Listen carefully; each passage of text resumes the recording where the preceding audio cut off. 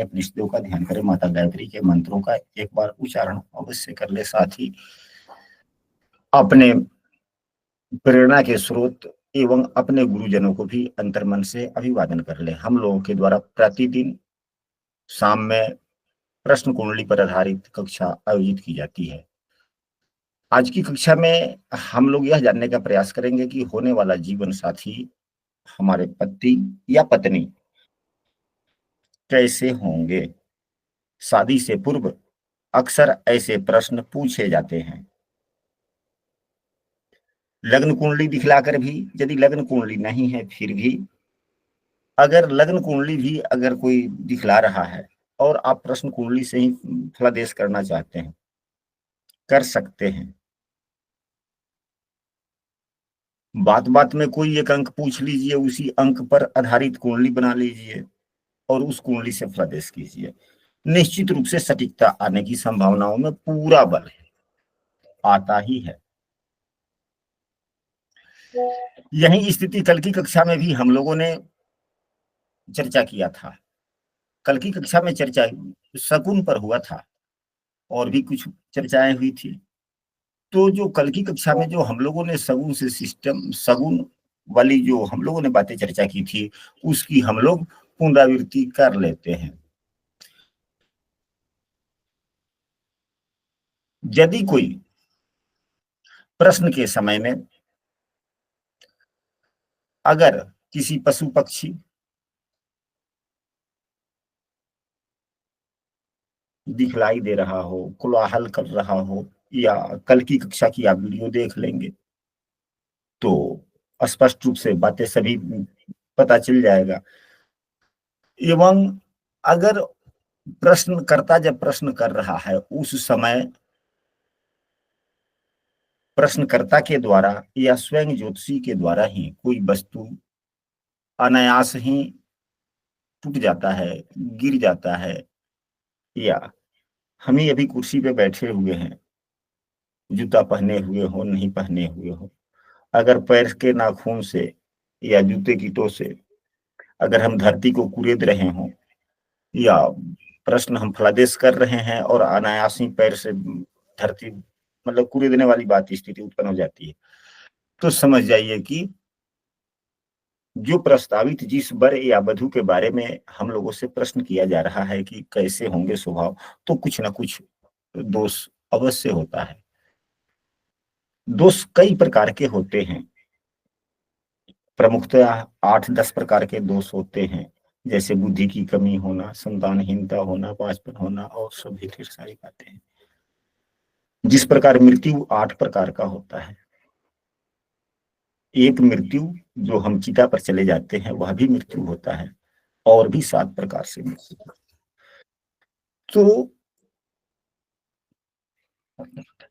तो किसी न किसी प्रकार का दोष होता है। अब वह किस प्रकार का दोष हो सकता है, वह तो कुंडली की विवेचना की बात है। अब हम लोग चलते हैं फलादेश की तरफ।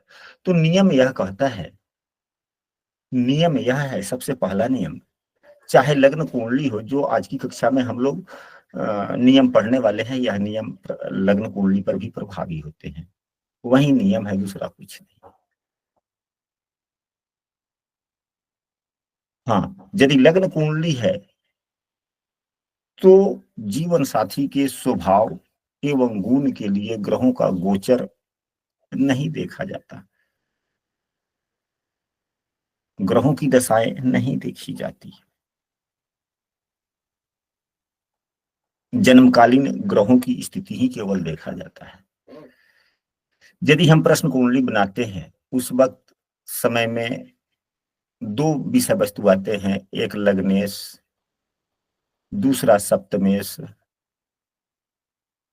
यदि दोनों ही शुभ स्थिति में हैं, लग्नेश एवं सप्तमेश दोनों ही शुभ स्थिति में हैं, तो दोनों ही वर और वधु दोनों ही गुण में अच्छे होते हैं, सभी प्रकार के श्रेष्ठ गुण उनमें पाए जाते हैं, जिससे सामाजिकता, यानी सामाजिकता के जो नियम हैं या गुण हैं, व्यवहारिकता के जो नियम गुण हैं, ये सभी से ओतप्रोत होते हैं। इस उदाहरण कुंडली में इसी सूत्र को हम लोग लगा कर देखते हैं सबसे पहले। अब यहाँ पर देखा जाए कि लग्नेश, लग्न में 2 नंबर की राशि है, 2 नंबर राशि के स्वामी शुक्रदेव होते हैं। शुक्रदेव कहाँ पर है? तो 11वें भाव में है। 12 नंबर की राशि में शुक्रदेव के सामने लाल रंग से 12 नंबर की राशि लिखी गई है, यानी कि उच्च का है। शुक्र यहाँ बलवान हो गया, शुक्र यहाँ पर बलवान है, बलवान हो गया। शुक्र बुध से युक्त है, शुक्र बुध से युक्त है। बुध सुंदर है, क्योंकि बुध में बचपना है। छोटे छोटे बच्चे को देखिएगा, 10 बरस 12 बरस से कम उम्र तक के बच्चे का चेहरा कितना सुंदर दिखता है, बदसूरत नहीं। भले ही बाद में युवावस्था में जाने के बाद में, वृद्धावस्था के जाने के बाद में चेहरे की सुंदरता में कमी आ जाए, लेकिन 12-15 वर्षों तक सामान्यतः सभी बच्चे दिखने में सुंदर ही होते हैं।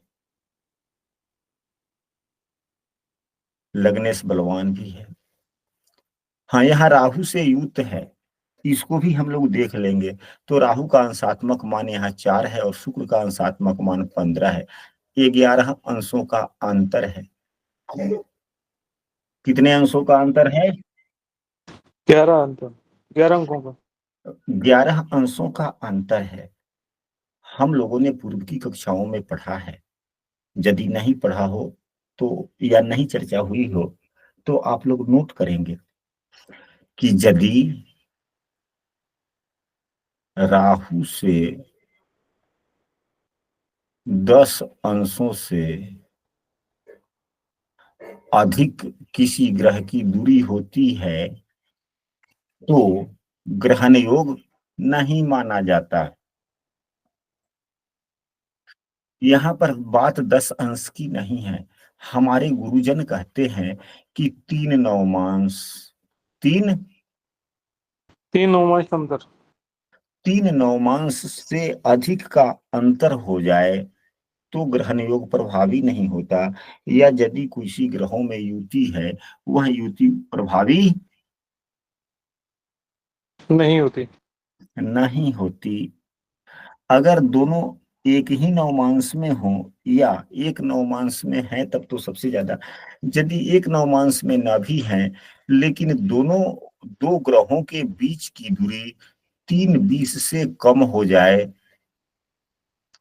तो 3:20 से कम हो जाए, यानी कि 3.25 डिग्री से कम हो जाए, तो वह योग युति पूर्ण प्रभावी रहती है, 100% प्रभावी होता है। अगर 3:20 से ज्यादा एवं 6:40 तक का मान के बीच में अंशात्मक मान की दूरियां होती है तो 60% प्रभावी होता है, या 66% कह ले। अगर 6:40 से अधिक है और 10 अंशों तक है तो 33% प्रभावी होता है, और 10 अंशों से अधिक हो जाता है तो 33% से भी कम प्रभावी हो जाता है। यानी कि जितना फल वह देता है, हम कोई एहसास ही नहीं हो पाता कि क्या हम समस्या से अभी चल रहे हैं या अच्छा फल मिल रहा है, या सुखद स्थिति से गुजर रहे हैं। सुखद स्थिति का मतलब हल्के फुल्के पैसे आ रहे हैं, घर का घर चल रहा है, बचत नहीं हो रही, या अब खर्चे के लिए कुछ टेंशन है, लेकिन बाद में कहीं ना कहीं से कुछ ना कुछ हो गया, तो यह सही बात होती है। तो यहाँ पर शुक्र के साथ में जो राहु की युति है यह प्रभावी नहीं है, इसलिए लग्नेश कैसा हुआ? अच्छा हुआ या बुरा हुआ? अच्छा हुआ। अच्छा हुआ। और देखा जाए तो हम लोग यहाँ पर सूत्र पढ़ने कम, और सूत्रों को सही ढंग से कुंडली पर अप्लाई कैसे करें उसको समझने के लिए हम लोग क्लास में शामिल होते हैं। आपस में 5-10 व्यक्ति, 20 व्यक्ति हम लोग इकट्ठे होते हैं आपस में ज्ञान का आदान प्रदान करने के। क्योंकि बात प्रश्न होने वाले जीवन साथी का स्वभाव कैसा होगा, तो यह व्यक्ति जो व्यक्ति है जिसने पूछ लिया प्रश्न, मान लिया जाए कि यह पुरुष ही है, पुरुष पूछ लिया, तो पुरुष का स्वभाव कैसा हो गया? तो पुरुष का स्वभाव संसारिकता एवं ज्ञान के साथ में बुद्धिमान भी है यह व्यक्ति, क्योंकि लग्नेश बुधदेव हैं, लग्नेश शुक्रदेव शुभाग्रह है, विद्वान है, ज्ञानवान है, साथ में बुधदेव भी हैं। तो बुधदेव भावेशों के आधार पर इनमें किस प्रकार के गुण हैं, तो ये बुद्धिमता एवं वाणी, दो अच्छे भाव के लिए ज्ञान एवं विद्या के जो दो भाव मुख्यतः होते हैं, वैसे नवम भाव भी है, लेकिन दूसरा भाव एवं पंचम भाव भी ज्ञान बुद्धि का ही है। तो व्यक्ति स्वयं बुद्धिमान ज्ञानवान हो गया कि नहीं हो गया? ये सर्वगुण संपन्न हो गए, देखने में सुंदर और ज्ञान युक्त। अब इसके बाद में अब हम लोग सर्वगुण संपन्न हो गया। अगर यहीं शुक्रदेव नीच के होते, यहीं पे शुक्रदेव अगर हो जाते तो बुद्धिमान तो होता, लेकिन ज्ञान क्या होता? पक्का स्वार्थी होता, कामुक प्रवृत्ति का थोड़ा ज्यादा हो जाता है, क्योंकि नीच के हो गए। नीच के ग्रह हो जाने पर अत्यधिकता हो जाती है। जो मतलब नीच के ग्रह जो हो जाते हैं वह क्या फल देते हैं, तो अपने गुणों में ही समस्याएं दे देते हैं, बीमारियां देते हैं। अब शुक्र है तो बीज के कारक हैं, नीच के हो जाएंगे तो अत्यधिक कामुकता होने के कारण बीमारी। अत्यधिक कामुकता से भी बीमारी होती है कि नहीं होती है? होती है गुरुदेव। तो जब होती है तो फिर नीच के शुक्र पे हो गए, अत्यधिकता हो गया, बीमारी हो गई, तो फिर बुरे फल दिए कि अच्छे, इसको बुरा फल कहा जाएगा या अच्छा कहा जाएगा? बुरा फल। अच्छा कहा जाएगा। यहाँ बलवान है लेकिन कामुकता वाली बात नहीं होगी, क्योंकि बलवान है, उच्च के हैं, तो यह तो बीमारी नहीं देंगे ना, या बीमारी देंगे? कोई ग्रह अगर उच्च का होगा तो अशुभ फल देगा, बीमारी तो नहीं देगा, नहीं देगा। नीच का ज्यादा देगा ना गुरुदेव? हाँ जी, नीच का ज्यादा देगा। तो अपने गुण धर्मों के आधार पर ही तो बीमारियां देगा ना। तो उनके जो भी गुण धर्म है, अब यहाँ पर तो बात विवाह शादी की चल रही, इसलिए मैंने कामुकता शब्द का इस्तेमाल कर लिया। और भी ढेर सारी बातें होती है, कई प्रकार के शुक्र से मधुमेह की बीमारी की भी चर्चा की जाती है, और भी ढेर सारी बातें हैं, हम लोग विषयांतर न। तो बड़ी बात, अगर यही शुक्रदेव खराब स्थिति में होते, राहु केतु से क्लोज होते, या यहीं पे अगर हो जाते तो मंगल से दृष्ट हो जाते, तो भी स्वभाव में उग्रता देखने को मिलता, स्वभाव में उग्रता देखने को मिल जाता। अगर यहीं पे शुक्रदेव हो जाते तो एक नीच का भी और मंगल की यहाँ पर चौथी दृष्टि हो गई तो उग्रता आ गया, और कामुकता बढ़ गई, क्योंकि 12वां भाव कामुकता का भी है। तो 12वें भाव के स्वामी के द्वारा लगने से देखा गया तो गुण कुछ इसमें भी आया और कुछ उग्रता भी हो गया, तब तो कलह हो जाता।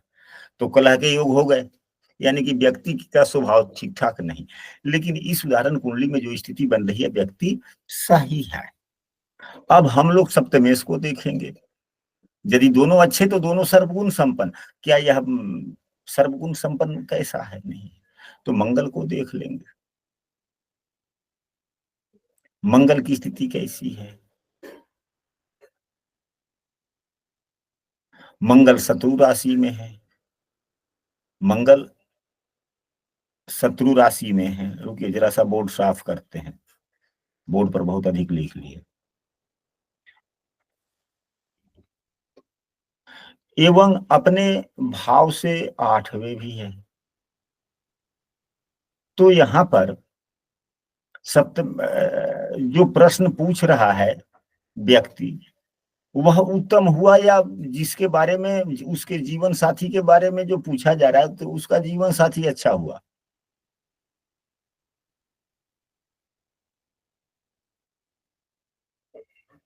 वह अच्छा हुआ गुरुदेव, क्योंकि सप्तमेश अपने भाव से 8वें मारक स्थान में बैठा है और शत्रु राशिस्थ है। शत्रु राशि में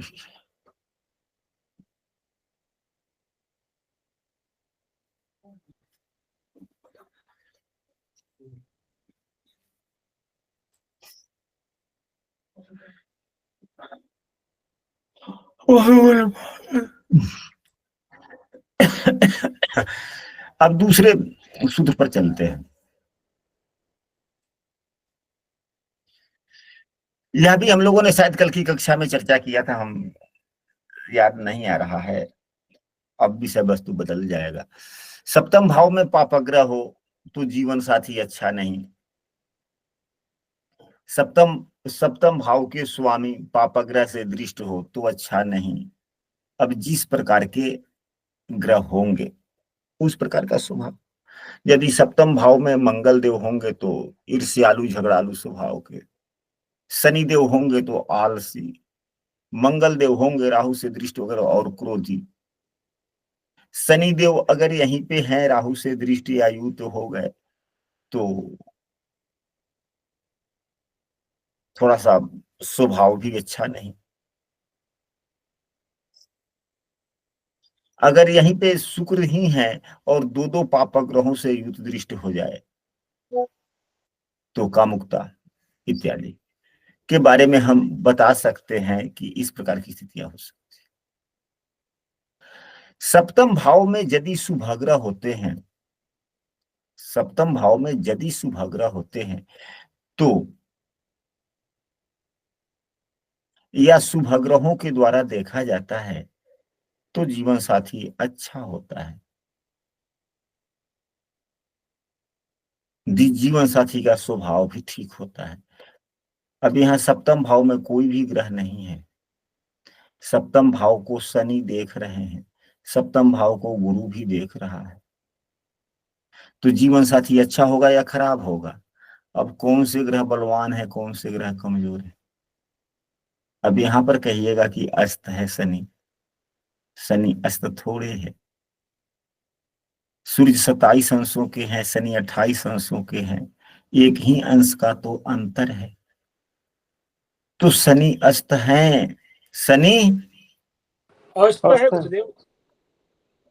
शनि अस्त है, परंतु अब यहाँ पर एक बातें और है जो कल की कक्षा में हम लोग चर्चा नहीं कर पाए थे, शायद पूर्व की कक्षाओं में शायद चर्चा न हुई हो, लेकिन यहाँ पर जब बातें जब चर्चा होती है तो ध्यान आता रहता है, तरह तरह की बातें आ जाती है याद में, गुरुजनों का दिया गया ज्ञान याद पड़ता रहता है।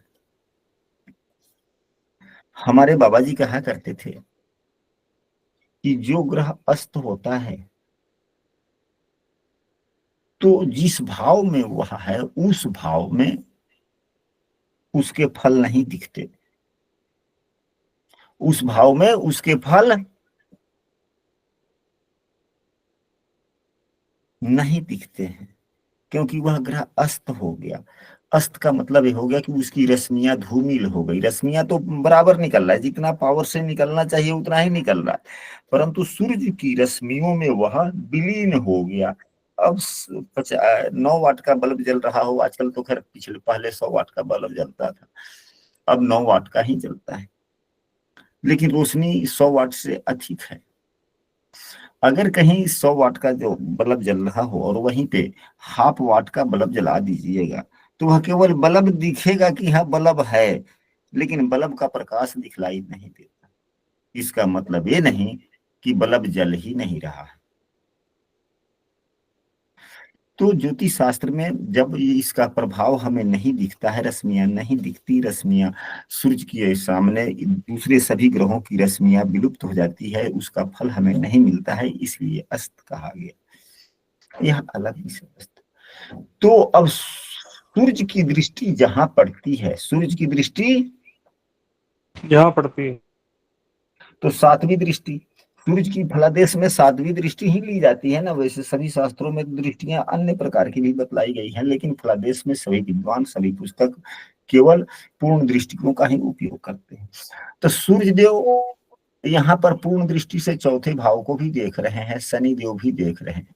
तो यहाँ पर जो सूर्य देव की दृष्टि हो गई यह प्रभावी हुआ, शनि देव की दृष्टि प्रभावी नहीं हुआ। तो शनि देव से जो फल मिलने वाला है वह नहीं मिला। जब इनकी दृष्टि ही प्रभावी नहीं हुई तो फल ही नहीं मिला।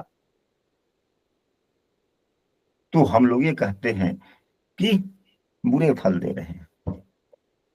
अगर मैं ही हूं यहाँ पर पढ़ा रहा हूं या मैं कुछ बोल रहा हूं, यदि मैं नहीं बोल रहा होता तो नुकसान आपका होता कि नहीं होता? जी गुरुदेव। होता गुरुजी। आपके समय का नुकसान होता है।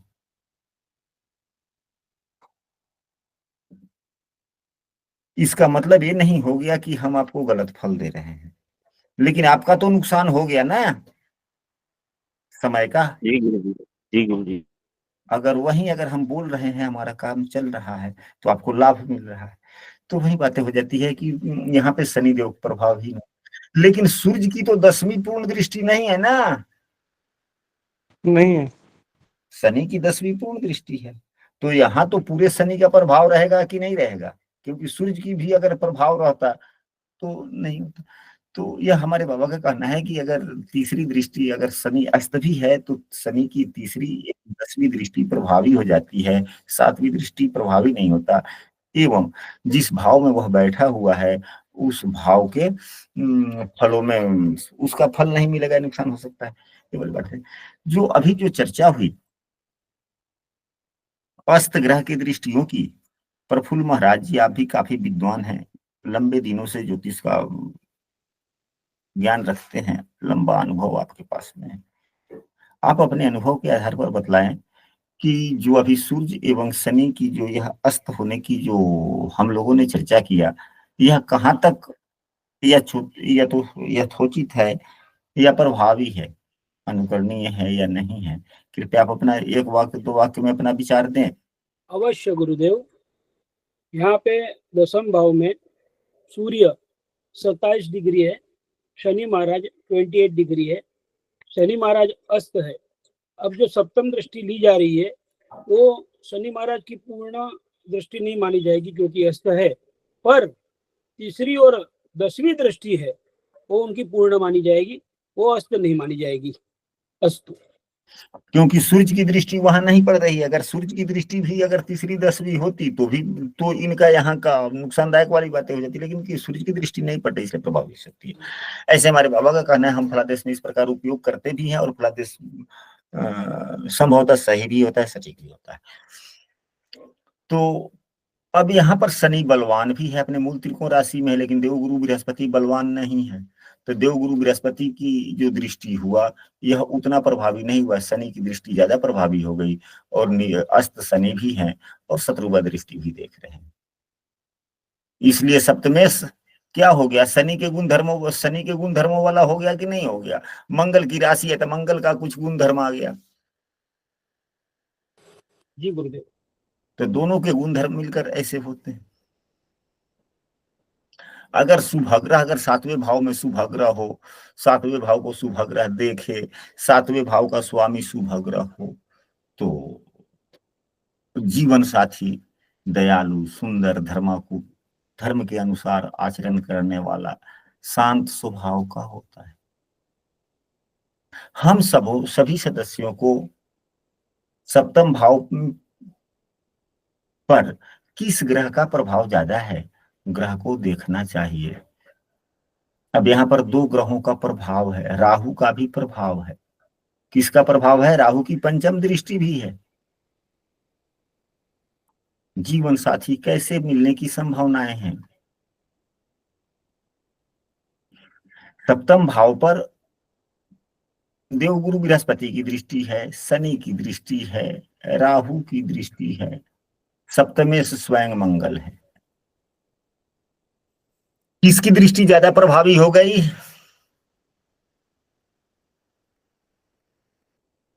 शनि की भी हो गई गुरुदेव, शनि की तो होगी गुरुदेव, राहु की भी हो गई गुरुदेव।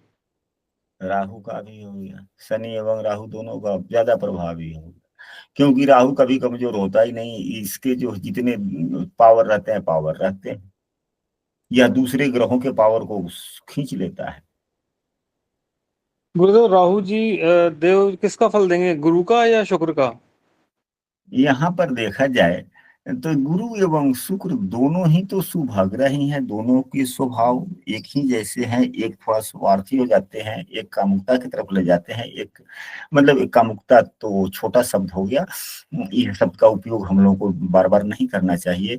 यानी कि शुक्रदेव संसार इस सांसारिकता की तरफ लेकर जाते हैं और देवगुरु बृहस्पति आध्यात्मिकता की तरफ लेकर जाते हैं।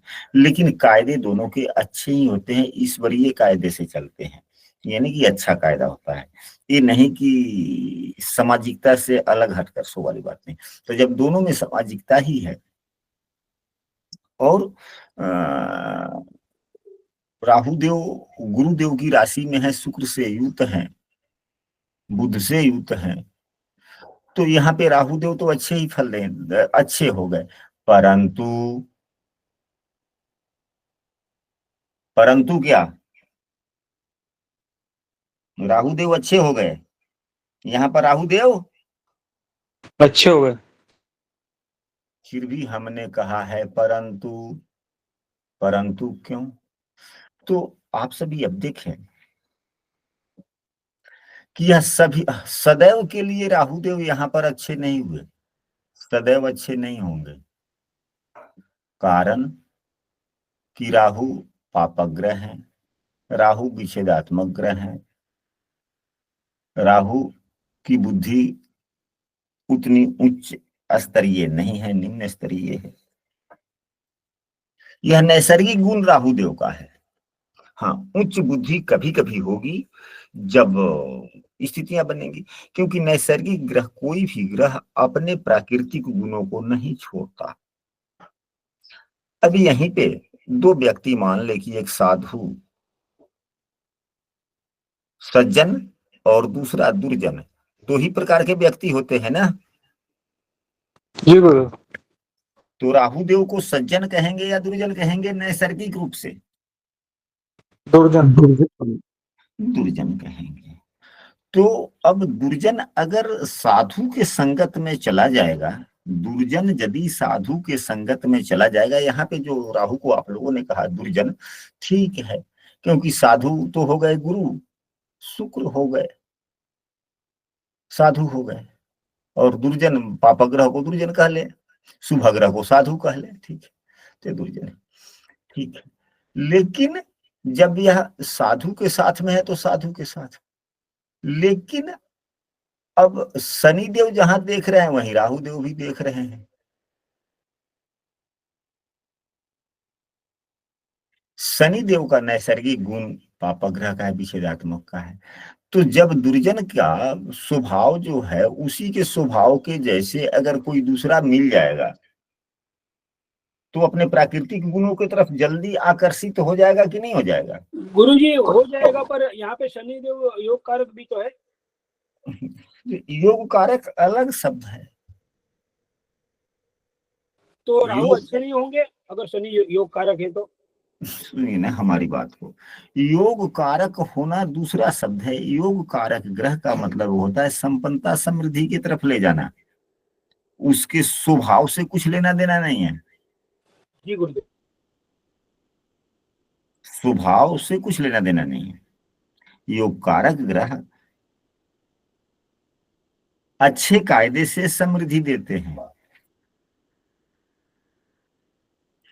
तो यह तो इस व्यक्ति के लिए ना है, जो व्यक्ति है उसके लिए योग कारक ग्रह है ना। जी गुरुदेव, समझ गया। जीवन साथी के लिए थोड़ी है। जीवन साथी के लिए तो यह तीसरे एवं चौथे भाव के स्वामी हो गए। तो तीसरे और चौथे भाव के यहाँ 10 और यहाँ 11, तब तो योग कारक नहीं हुए ना। जी गुरुदेव, समझ गया गुरुदेव, धन्यवाद। तो इनके विचार शनि एवं राहु के जैसे कभी कभी दिखेगा। अगर शनि और राहु की दशाएं चलेंगी तो शनि एवं राहु के जैसे ही होगा। तो स्वभाव के कारण यह व्यक्ति तो अच्छा है, तो इनके स्वभाव के कारण समस्याएं आने की संभावना मिलती है। ये तो अलग। गुरुजी, हाँ। जब बुध और शुक्र आगे चले जाएंगे तो राहु तो अपना ही प्रभाव दिखाएगा ना फिर तो? हाँ, तो वह जब उस प्रकार का प्रश्न होगा तब तो, प्रश्न उस प्रकार का नहीं है। प्रश्न यह है कि जीवन साथी का स्वभाव कैसा होगा। तो प्रश्न कुंडली जैसा है ठीक उसी प्रकार का उनका स्वभाव होगा। हाँ, अब यह बात होती किसी दूसरे प्रकार का कि नौकरी कब तक लगने वाला है, समस्याएं कब तक समाप्त होने वाली है, तो फिर इस ग्रह के गोचर को हम लोग देखते कि कब राशि परिवर्तन करने वाले हैं। जब राशि परिवर्तन करने वाले हैं पर कर जाएंगे तो समस्याएं समाप्त हो जाएंगी। ठीक ठीक ठीक गुरुजी, बिल्कुल ठीक। यहाँ तो समाप्त। अब यहाँ पर अभी हम लोगों ने देखा कि शनि एवं राहु का ज्यादा प्रभाव पड़ रहा है सप्तम भाव पर मजबूत रूप से। राहु सदैव मजबूत होते हैं अन्य ग्रहों की अपेक्षा, क्योंकि यह राहु सदैव वक्री भी होते हैं। यहाँ पर गुरु थोड़े कमजोर हो गए। गुरुदेव इस कुंडली में बुरे फलदाता भी हैं, ये अष्टमेश एवं एकादशेश भी हैं, अशुभ ग्रह हैं। ये कौन से ग्रह हैं इस कुंडली के लिए? अशुभ ग्रह, अकारक अकारक ग्रह हैं, अशुभ ग्रह भी हैं। तो अशुभ ग्रहों की दृष्टि पड़ी है। देखने में शुभ ग्रह है लेकिन वास्तविकता वो नहीं है, जीवन साथी अच्छे नहीं। हम सबों को सभी ग्रहों से संबंधित बातों को याद रखना चाहिए कि सप्तम भाव पर किस ग्रह की दृष्टि पड़ रही है या किस ग्रह का प्रभाव अधिक है। यदि सूर्य का प्रभाव सबसे अधिक हो तो सूर्य का स्वभाव कैसा होता है? सूर्य की प्रकृति पीत प्रकृति है। सूर्य के बारे में अभी हम लोगों ने फल दीपिका पुस्तक में पढ़ा था कि सूर्य का स्वभाव के बारे में तो थोड़ा सा केस कम होना, आंख थोड़ा सा ज्यादा लाल तो नहीं लेकिन हल्का लालिमा वाली आंख है, हमेशा ऊंचा सोच रखने वाला, गंभीर स्वभाव का, अंतरात्मा का, आत्मा का साफ, यानी कि दिखने में वह चाहे जैसे दिखे, अंतरात्मा का साफ। जिसके आप लोग इस बात को अपने कुंडली पर भी मिलाकर देखेंगे कि जिसके कुंडली में सूर्य देव मजबूत होते हैं, जिसके कुंडली में सूर्य देव अच्छी स्थिति में होते हैं, वह व्यक्ति गंभीर भी होता है और सोच उसका उच्चाभिलाषी होता है, मतलब कि बड़ा बड़ा बातें सोचता है। अगर सूर्य मजबूत है, सूर्य ही लगने से हो, सूर्य मजबूत हो, अच्छा हो, तो व्यक्ति के पास में योग्यता क्लर्क की है, लेकिन हौसला यह रखेगा कि हम पदाधिकारी के एग्जाम का परीक्षा देंगे, और देता भी है। कदाचित वह उसमें सफल भी हो सकता है, हो भी जाता है।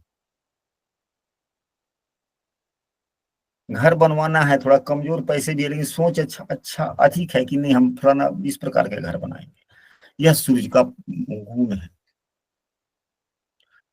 सूर्य सुगठित देह के हैं, शरीर के हैं, यानी कि व्यक्ति सुगठित भी होगा। यदि यही सूर्यदेव अधिकारता वाली बात वह करते हैं, यानी कि जो भी बात बोलेगा सही बोलेगा और अधिकार पूर्वक बोलेगा। अब आते हैं चंद्रमा पर। यदि चंद्रमा हो, चंद्रमा का प्रभाव यदि सप्तम भाव पर हो, तो चंद्रमा जो है यह जल तत्व का ग्रह होता है।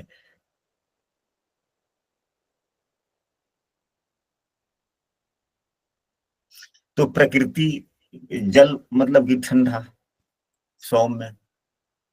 चंद्रमा के गुण धर्म स्त्रियों का है, तो सुंदर नेत्र, गौर वर्ण, स्वभाव से अच्छा, कला के शौकीन। एक सोच जो होता है, चंद्रमा के पास में सम दृष्टि है। चंद्रमा की दृष्टियों की समता वाली कहते हैं, यानी सम का मतलब है कि बराबर, सभी को बराबर से देखना, एक जैसा।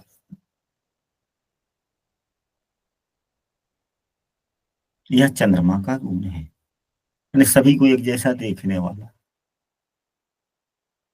चंद्रमा जल तत्व का है। चंद्रमा जितना मजबूत होगा, जितना शुभ होगा, तो हम यह वैसा ही शरीर की आकृति के बारे में कह सकते हैं कि शरीर मोटा होगा या स्थूल टाइप का होगा या कैसा हो सकता है। अगर चंद्रमा क्षीण है तो मोटापा कम होगा, चंद्रमा कमजोर है मोटापा कम होगा। चंद्रमा स्त्री घड़ी ग्रह है, भावना प्रधान, भावुकता काफी होगी, सौंदर्य प्रिय व्यक्ति होगा, संवेदनशील होगा, दिल का उदार होगा। यदि अब मंगल देव का प्रभाव सप्तम भाव पर है, पड़ता है, तो यह अग्नि तत्व के ग्रह हैं। पीत प्रकृति मंगल देव की भी है। इनका स्वभाव क्रोधी होता है, हठी होता है, शरीर दुबला पतला होता है, परंतु मजबूत होता है। भरा हुआ शरीर, देखने में कमजोर है लेकिन भरा हुआ शरीर, यानी कि हड्डियां दुबला पतला है लेकिन हड्डियां शरीर पे उतनी नहीं दिखेगी। बहुत से व्यक्ति को आप लोग देखते होंगे कि दुबला पतला है लेकिन मांसल शरीर है, हड्डियां नहीं दिखती। इसका मतलब मंगल का प्रभाव ज्यादा है, मंगल उसके मजबूत है। हम कह सकते हैं कि आपका जो जीवन साथी है या पति या पत्नी योगी बनता हो, हम ऐसे कह सकते हैं कि साहसी कार्यों में रुचि लेने वाला होगा। यदि कोई कक्षा में नया है और हमारे प्रतिदिन की कक्षा में शामिल होना चाहते हैं तो स्क्रीन पर दिख रहे नंबर पर व्हाट्सएप पर कक्षा में कंटिन्यू हो सकते हैं, या इस वीडियो के डिस्क्रिप्शन में हमने अपने व्हाट्सएप समूह का लिंक भी दे दिया, वहां से भी आप शामिल हो सकते हैं।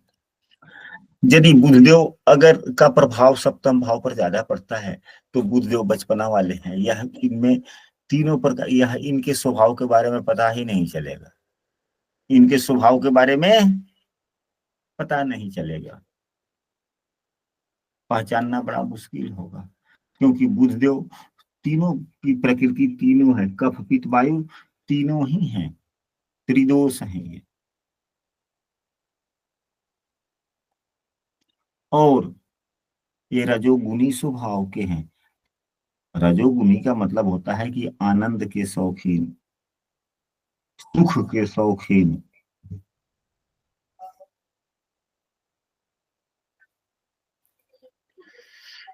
बुध, हम कह सकते हैं यदि बुध का प्रभाव है तो बुध मजाकिया है, लेकिन जो भी बात बोलने हम ऐसे कह सकते हैं, जब बुधदेव का प्रभाव होगा तो हम ऐसे कह सकते हैं कि आपकी जीवन साथी जो है, पति या पत्नी, यदि पुरुष पूछ रहा है तो हम कह सकते हैं कि आपकी जो पत्नी मिलने वाली है वह स्पष्ट वक्ता है, यानी कि जो भी बात बोलेगा स्पष्ट बोलेगा, बगैर लाग लटे बगैर बोलने वाला।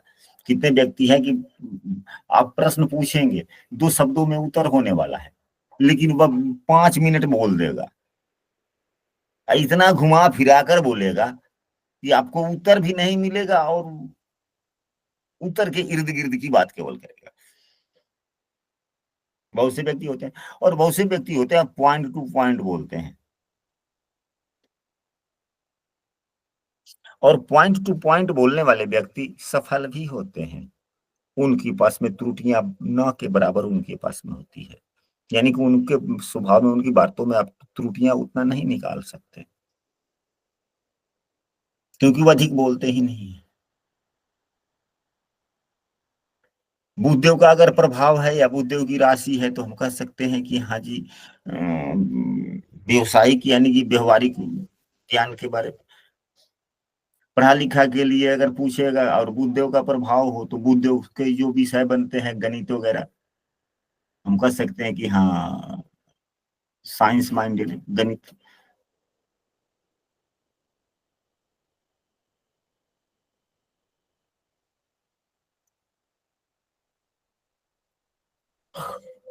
यदि देवगुरु बृहस्पति का प्रभाव बनता है, यदि देवगुरु बृहस्पति का प्रभाव बनता है तो शरीर थोड़ा लंबा होगा, यानी कि आपके, हम ऐसे कह सकते हैं कि आपसे थोड़ा लंबा आपके जीवन साथी। अगर पुरुष पूछ रहा है तो भी हम कह सकते हैं कि नाटा वगैरह नहीं ठीक ठाक है जी, नाटा नहीं, सब ठीक ठाक, बड़ा शरीर। और सब सदैव हम जब देवगुरु बृहस्पति में एक गुण पाया जाता है, वह गुण क्या है कि यह अगल बगल की नहीं सोचते हैं। देवगुरु बृहस्पति अगल बगल की नहीं सोचते हैं कि हमारे बारे में लोग क्या कह रहा है नहीं कह रहा, वो कुछ नहीं कोई सोचता। अगर जिसके लगने से देवगुरु बृहस्पति हो, अच्छी स्थिति में हो, या लग्न में ही देवगुरु बृहस्पति हो, अच्छी स्थिति में हो, तो देवगुरु बृहस्पति के स्वभाव व्यक्ति में आ ही जाएगा। आ जाएगा कि नहीं आ जाएगा?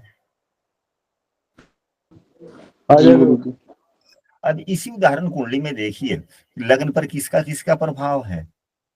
लग्न पर किस किस किस ग्रह का प्रभाव है? तो राहु की दृष्टि नहीं है, बुध की दृष्टि नहीं है, शुक्र की दृष्टि नहीं है, सूर्य की नहीं है, शनि की नहीं है, मंगल की नहीं है, चंद्रमा की नहीं है, केतु की नहीं है। किसी भी ग्रह की दृष्टि है लग्न पर? नहीं है, गुरुदेव बैठे हैं। केवल गुरुदेव बैठे हुए हैं। तो गुरुदेव का स्वभाव व्यक्ति में आ जाएगा। तो जो अभी मैंने कहा है दृष्टियों की बात, जैसे कि सूर्यदेव की ऊर्ध्व दृष्टि हमने कहा था, जीवन साथी पर लिख लीजिए, साथी यानी कि पति पत्नी का स्वभाव कैसा होगा। तो ठीक उसी प्रकार जैसे कि समदृष्टि चंद्रमा के बारे में हमने कहा था, ऊंची दृष्टि ऊंची सोच सूर्य के बारे में कहा था, ठीक उसी प्रकार देवगुरु बृहस्पति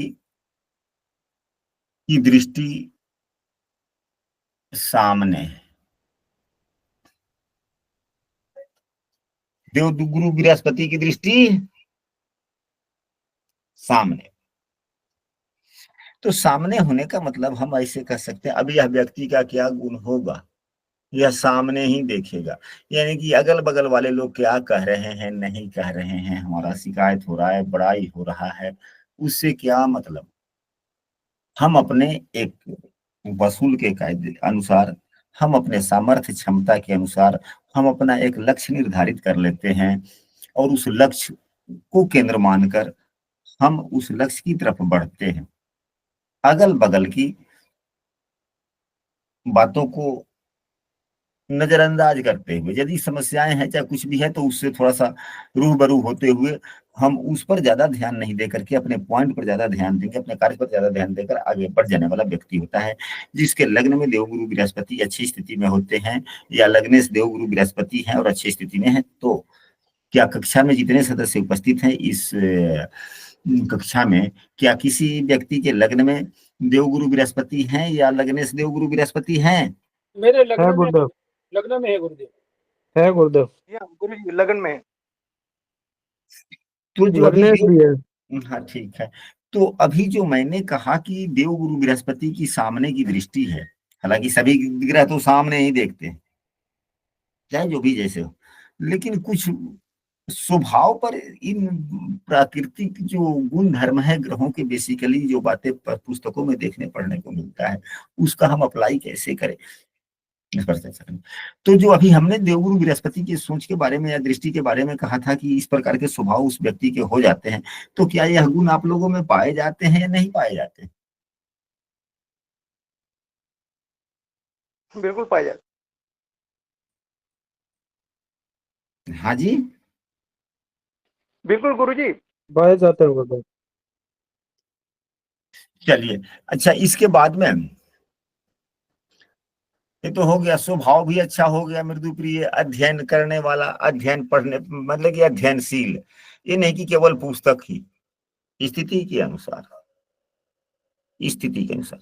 अभी हमारे गांव में एक लड़का है, वह गरीब है, उसके पिताजी के पास में उतनी सामर्थ्य नहीं जो सही ढंग से पढ़ा सके, सही ढंग से पढ़ा सके। उसकी कुंडली आई थी देखने के लिए, थोड़ा सेहत उसका खराब हो गया था, चाहे जो भी, तो कुंडली आई थी देखने। तो उसमें जो जितने योग थे वह सिविल इंजीनियर के योग थे, सिविल इंजीनियर के योग। और यह छठा पास, उसके बाद में पढ़ा ही नहीं, उसके बाद में पढ़ा ही नहीं गुरुदेव।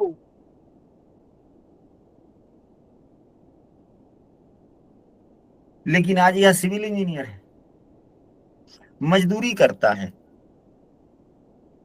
तो घर बनाता है, अपने हमारे इलाके का सबसे बढ़िया मिस्त्री है घर बनाने वाला। तो बढ़िया घर बनाने वाला तो सिविल इंजीनियर का काम यही सब है ना जी, घर बनाना, सड़क बनाना। हाँ गुरुदेव हाँ। तो सिविल इंजीनियर वो हुआ नहीं हुआ, अपने परिवेश के आधार पर हो गया वो।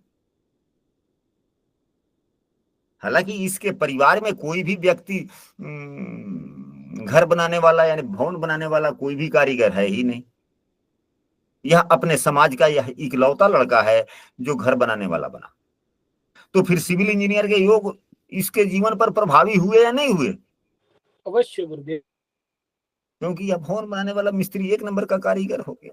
तो कहने का मतलब यह है कि सभी योग प्रभावी होते हैं, और किस व्यक्ति पर किस प्रकार से हो जाएंगे तो देश काल परिस्थिति के अनुसार वंशानुक्रम भी उसमें प्रभाव रखता है, यानी कि घर की स्थिति भी कायम करती है। वही बात है। तो मृदु स्वभाव होगा, अध्ययनशील होगा, अनुशासन प्रिय होगा। अध्ययनशील का मतलब यह हुआ कि किताब ही नहीं पढ़ना, दूसरा कोई भी चीज जो उसके परिवेश में है तो उसको सीखने के प्रति जिज्ञासा उसकी होती है। दयालु, सदाचारिता।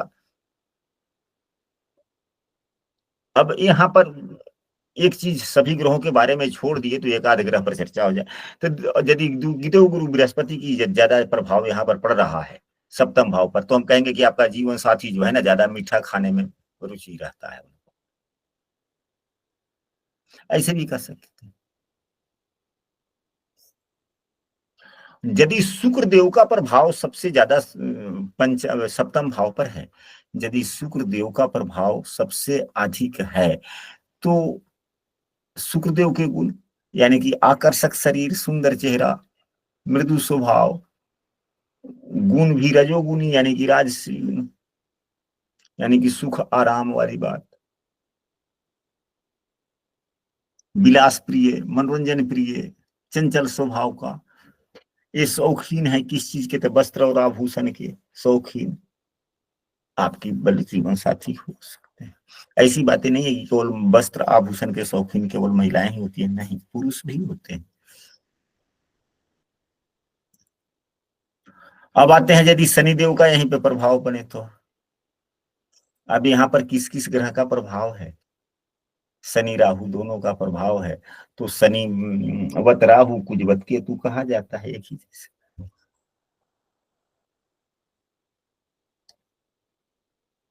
अधो दृष्टि,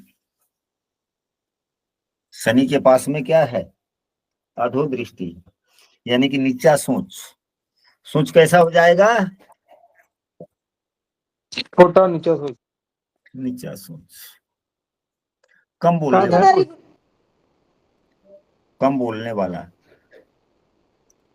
आलसी, फिजूल खर्ची, और नाक लंबा हो सकता है, शनिदेव के नाक थोड़े लंबे हैं। वस्त्र एवं आभूषण के प्रति उदासीन,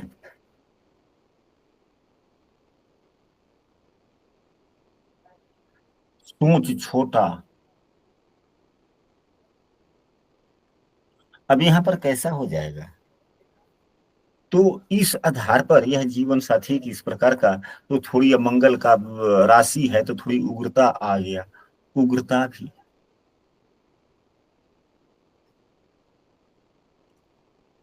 नीचा सोच भी, नीचा छोटा सोच भी हो गया, कम बोलने वाला भी हो गया। शनि देव को एकांत प्रिय भी कहा जाता है, अकेले ज्यादातर रहने वाला, आलसी स्वभाव का। गुरुजी छोटी सोच यानी कि काम में छोटा सोचना या हर बात में छोटा सोचना? हर बात में ही नीचे छोटी सोच हो गई ना, बुद्धि ही छोटी हो गई। साथ में राहु भी है, राहु की भी दृष्टि पड़ रही है, तो माहौल तो है। लेकिन अब इस छोटे सोच में भी अब यहाँ पर देखा जाए गुरु की भी दृष्टि पड़ रही है, एवं बुध और शुक्र से राहु युक्त भी है, तो कुछ ना कुछ तो बुध शुक्र का प्रभाव शनि में राहु में है ही। तो उनकी दृष्टि पड़ रही है, गुरुदेव की भी दृष्टि पड़ रही है। तो इन सभी गुणों में